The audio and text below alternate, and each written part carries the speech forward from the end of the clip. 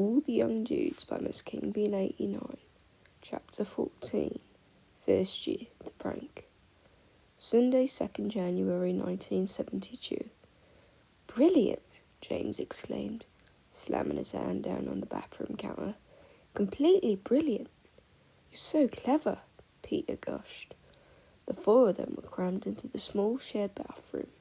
Sirius was standing in the bath, fully dressed, holding an umbrella over his head, while Remus pointed his wand at a grey storm cloud hovering just above that. It was pouring rain. Sirius shuffled up and down the bathtub, but the cloud stayed firmly above his head, following his every move. James and Peter had arrived back from the holidays only 2 hours ago, and as soon as dinner was over, Remus and Sirius had dragged them upstairs for a demonstration. Lupin gave me the idea, but I looked up the charms to do it, Sirius beamed proudly. He won't know what's in him.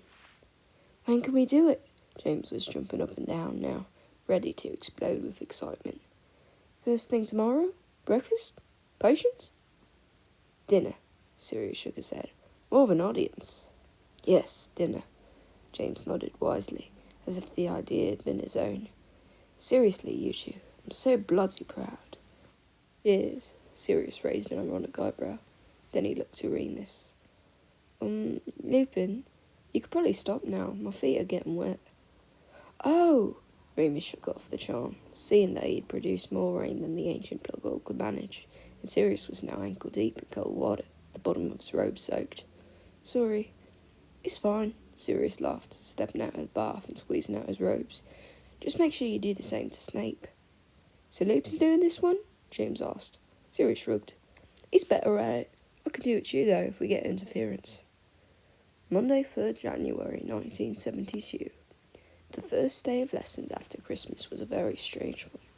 James, Sirius and Peter were full of nervous energy and anticipation of the practical joke. Remus was looking forward to that too, though somewhat nervous as it was he who had to pull it all off. But he had another reason to be excited. It would be the first school day in his entire academic career that he would be able to read. Sirius had shown him how to perform the spell, and it was very difficult. In the end, Remus just had the other boy performing for him most of the time, deciding to devote his time to learning how to do it himself later. His magic was still slightly wonky after the following moon, liable to overreach and go off if he concentrated too hard. It didn't seem like a good idea to turn his wand on himself until the moon waned enough and he had more control.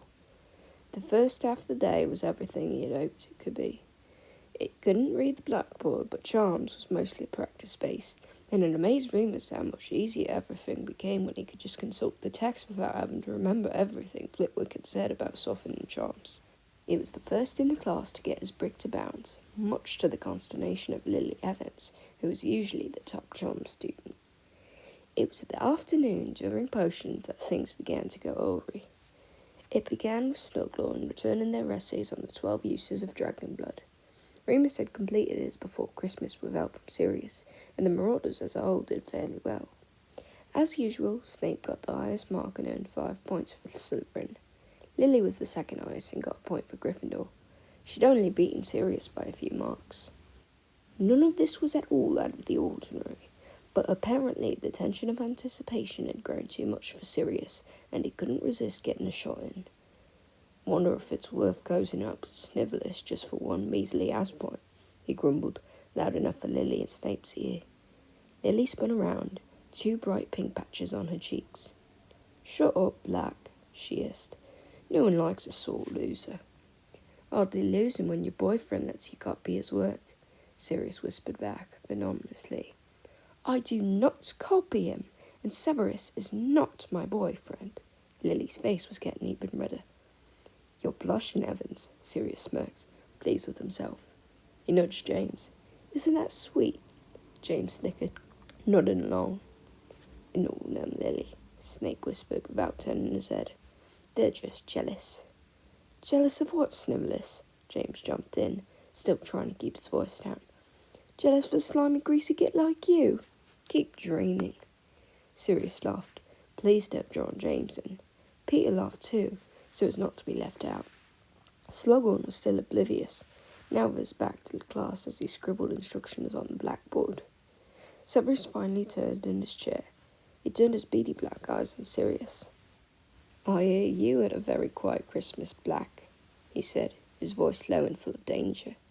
"Your family couldn't stand to have you around for more than a few days before packing you off back to school. Is that right?" His lips curled, cruelly. "All of the pure-blood families are talking about it.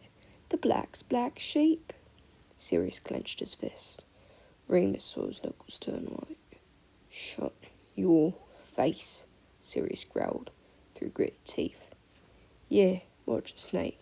James was frowning. "You better be careful what you say. Never know what might happen." "Is that a threat, Potter?" Snape replied, sounding bored.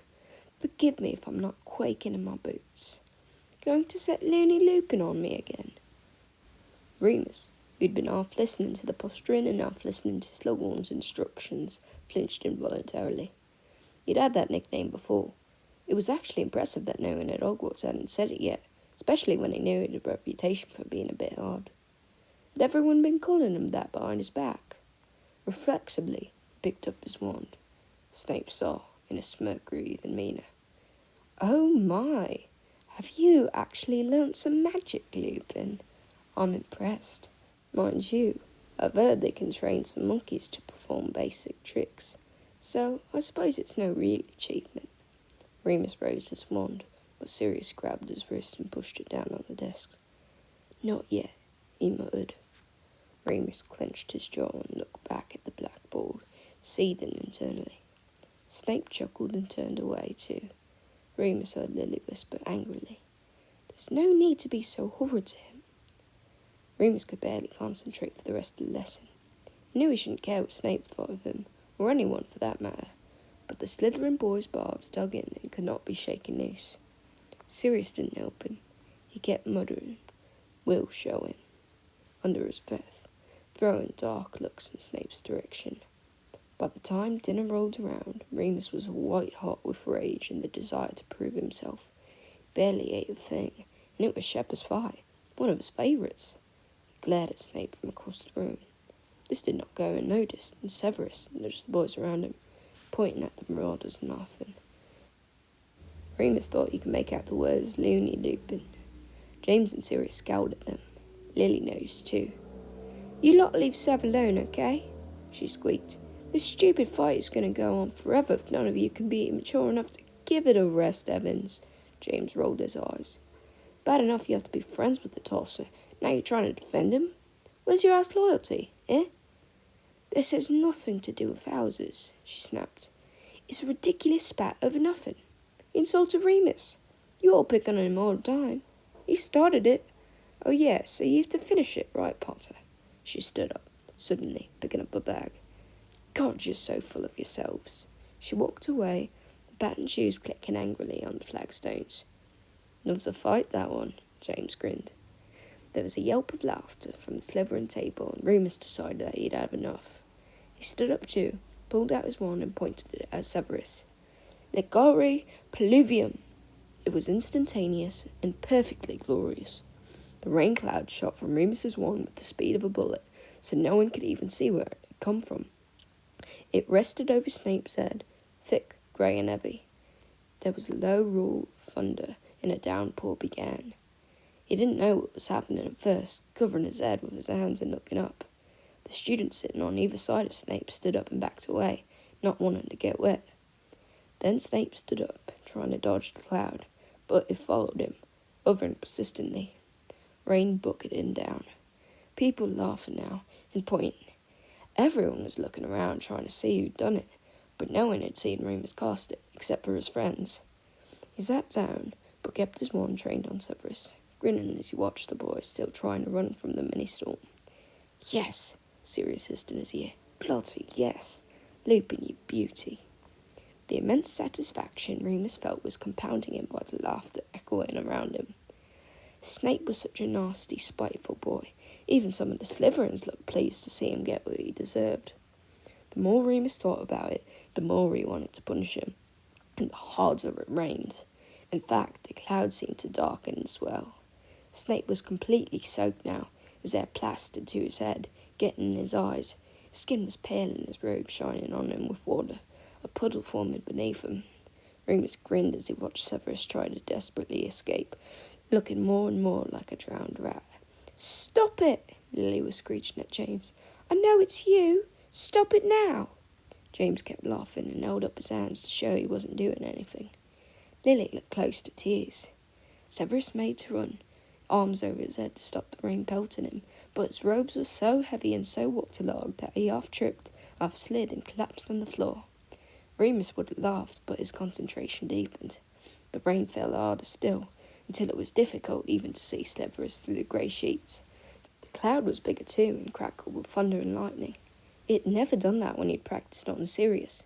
But then, he hadn't been as angry at Sirius. "Stop it, please!" Lily was sobbing now. James had stopped laughing. He touched Remus's arm. Remus, mate, he's had enough." Snape wasn't getting up. Remus realised that no one was laughing anymore. Few people were screaming. "Venite!" a voice boomed out over the dining hall. At once, the rain stopped. Everyone was silent. Dumbledore stood up in the entranceway. Remus hadn't seen him since Halloween. He looked perfectly calm despite the chaos he had just ended. The headmaster swept into the room, vanishing all the water with a wave of his wand and bending over Severus. Remus put away his wand and shrank into his seat, watching Dumbledore whispering over Snape's prone body. Lily was still sobbing and ran over to stand beside Dumbledore, trembling and frightened. "Everybody to your dormitories, please," Dumbledore spoke quietly, but somehow it was heard by everyone in the huge hall. "Miss Evans, please fetch Madame Pomfrey." Lily ran from the room, and the other students began to file out, obediently. James, Sirius and Remus all shot nervous glances at each other before hurrying to join the rest of their house.